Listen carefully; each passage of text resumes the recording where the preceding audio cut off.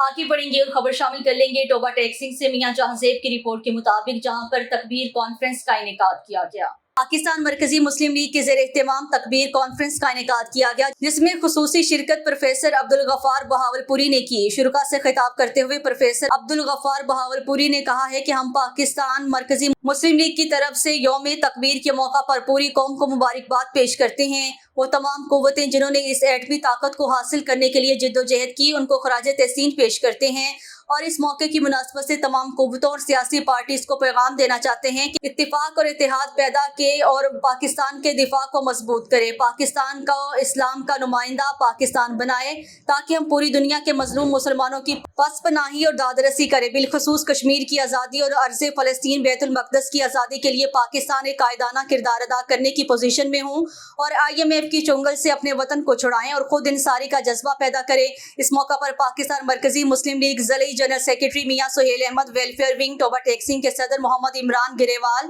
Abdul Majeed Salik, Virk coordinator Toba Irfan Siddiqui, शोबा तालुकात आमा जिला टोबा चौधरी गुलाम रसूल गुज्जर, राब्ता जमात दीना जिला टोबा कारी मोहम्मद इस्माइल, कोऑर्डिनेटर गोजरा चौधरी ताज मोहम्मद गुज्जर और दीगर मौजूद थे।